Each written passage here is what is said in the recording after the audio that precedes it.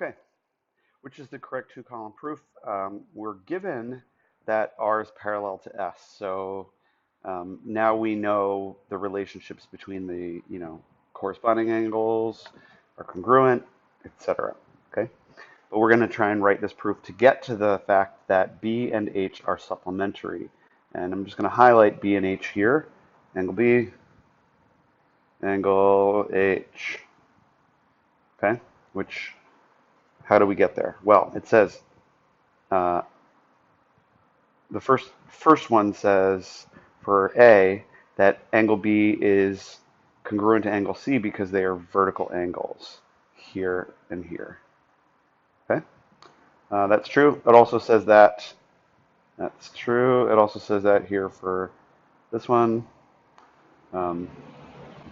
And for C it says B is congruent to H because they're corresponding angles. Okay, now let's take a look at that one. Here is B, here is H. Are they corresponding? No, actually, what corresponds with B? F corresponds with B. Okay, so B corresponds with H, and that therefore they're congruent. That's actually a false statement, and so we can eliminate C because it's got this, well, it's got this false statement here, false.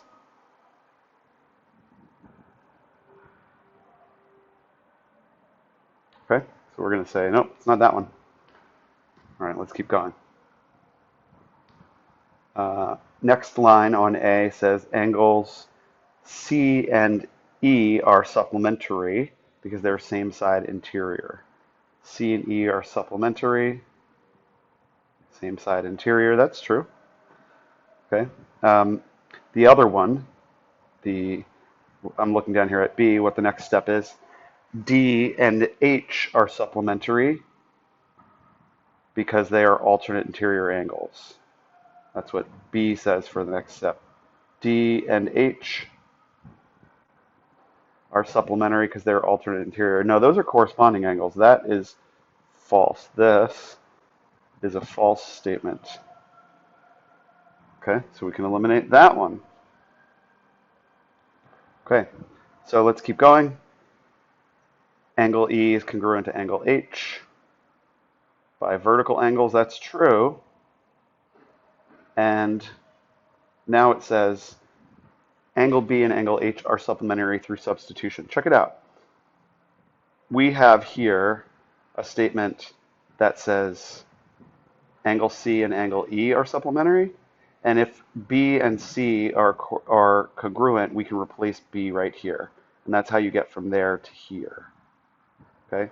We also know that angle E is congruent to angle H, and so where we have E here, we can put H in its place, and you've substituted B in for C from this first statement, or from this statement on 3, and then H in for E right there. Okay, so that's true. We're allowed to do that, and that one was given at the top, so all 3 of those work, so it is answer A.